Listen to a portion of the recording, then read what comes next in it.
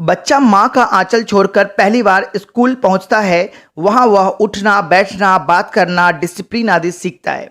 इसलिए बच्चों का पहला स्कूल दूसरी माँ की तरह होता है, जहां उन्हें प्यार देने वाले टीचर्स होने चाहिए जो बच्चों को डांटने मारने की बजाय उन्हें प्यार से हैंडल करे। नमस्कार दोस्तों, मैं मुकेश झा और आप देख रहे हैं mamababy.com। आपके मन में एक क्वेश्चन होगा कि मैं जस्ट अभी अभी फादर बना हूं, फिर मुझे इन सब बातों का कैसा अनुभव। ये बिल्कुल सही बात है। तो इसका जवाब ये है कि पिछले 10 सालों से मैं टीचिंग प्रोफेशन में हूं और लगभग 2,500 से 3,000 स्टूडेंट को पढ़ा चुका हूं और ईस्ट दिल्ली और नॉर्थ ईस्ट दिल्ली के सभी स्कूल के पीटीएम भी अटेंड करता रहता हूं। तो इस हिसाब से 3,000 स्टूडेंट्स के पेरेंट्स होने का मुझ में अनुभव है। हर दूसरे दिन किसी न किसी टीचर से बात होती रहती है। तो अब हम आपसे इन 10 सालों के अनुभव को शेयर करते हैं। हर पेरेंट्स अपने बच्चों को बेस्ट एजुकेशन देना चाहते हैं, best of the best school में भेजना चाहते हैं, बेस्ट फैसिलिटी देना चाहते हैं, मगर क्या हम जानते हैं कि हमारे बच्चों के लिए बेस्ट स्कूल कौन सा है और कौन से पैरामीटर ध्यान में रखने चाहिए? बच्चों के स्कूल का प्लानिंग करना इसलिए भी जरूरी हो जाता है कि बच्चा घर के बाद अगर सबसे ज़्यादा समय कहीं बिताता है तो वो स्कूल है। हर पेरेंट्स बच्चों को बेस्ट स्कूल में डालना चाहते हैं, मगर बेस्ट स्कूल के लिए महंगा स्कूल होना जरूरी नहीं है, लग्जरी फैसिलिटी भी होना जरूरी नहीं है।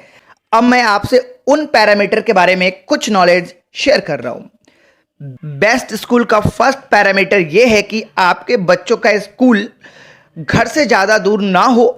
ज़्यादातर पेरेंट्स अपने बच्चों को काफ़ी दूर के स्कूल में इसलिए भी भेज देते हैं कि महंगा स्कूल है, या आपके पड़ोस का बच्चा उस स्कूल में जा रहा है, या अपने रिश्तेदार को बता सके कि मेरा बच्चा इस महंगे स्कूल में पढ़ता है या लग्जरियस स्कूल में पढ़ता है।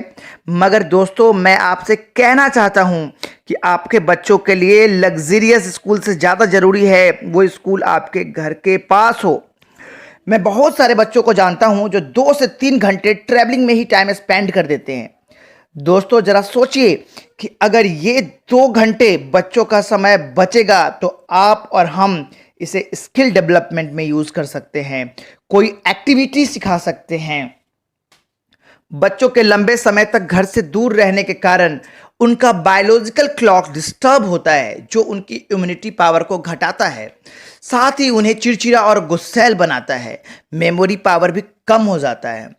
सेकेंड पैरामीटर, आप अपने बच्चों को जिस भी स्कूल में डालना चाह रहे हैं उस स्कूल में जो भी फैसिलिटी अवेलेबल हो वो आपके घर के कंपैरिजन में 60 to 70% ही होना चाहिए। बहुत सारे पेरेंट्स अपनी क्षमता से भी महंगे स्कूल में बच्चों को डाल देते हैं। ऐसे सिचुएशन में आपके बच्चों में इन्फेरियर कॉम्प्लेक्स डेवलप होने लगता है, बिकॉज आपके बच्चों का जो भी दोस्त होगा वो आईफोन के लेटेस्ट मॉडल के बारे में बात करेंगे। समर वेकेशन की अगर बात होगी तो वो फॉरेन ट्रिप की बात करते हैं। अगर उन बच्चों के पेरेंट्स BMW में उन्हें छोड़ने आते हैं, मगर शायद ये जो बच्चे हैं उनके पेरेंट्स का BMW सपना हो। इन सब के बावजूद आप अपने बच्चों का बेहतर भविष्य देखना चाहते हैं, इसलिए महंगे स्कूल में डालना चाहते हैं। मगर दोस्तों, मेरा ये मानना है कि अगर आपके बच्चों में इन्फेरियर कॉम्प्लेक्स जन्म ले लिया तो महंगे स्कूल में भी कुछ नहीं होगा। अब ऐसे स्कूल में बच्चों के शौक भी रईसों वाले हो जाते हैं। अब ये एसी वाले बच्चे अपने मम्मी पापा को देशी समझने लगते हैं। पेरेंट्स ने इतने सैक्रिफाइस किए हैं बच्चों के लिए, ये बच्चों को नहीं दिखता है। Third and most important condition, ऐसे स्कूल चूज करें जिसमें सिर्फ एकेडमिक के ऊपर ध्यान न देते हुए ओवरऑल डेवलपमेंट के ऊपर ध्यान दिया जाए। मेरा ये मानना है कि जब आप अपने बच्चों को स्कूल भेजते हो तो सिर्फ पढ़ने के लिए नहीं भेजते हो, उसके पर्सनालिटी का भी डेवलपमेंट होना चाहिए, कम्युनिकेशन स्किल का भी डेवलपमेंट होना चाहिए। जो भी टैलेंट अंदर छुपा है वो भी बाहर निकलना जरूरी है। इन सभी चीज़ों के साथ जो बच्चा डेवलप करता है सफल होने का चांस ज़्यादा रहता है। मगर बुकिश नॉलेज वाला बच्चा 3 इडियट का साइलेंसर तो बन सकता है, मगर फुनसुक बांगरू कभी नहीं बन सकता। फोर्थ कंडीशन ये है कि उस स्कूल के अंदर काउंसलर होना ज़रूरी है।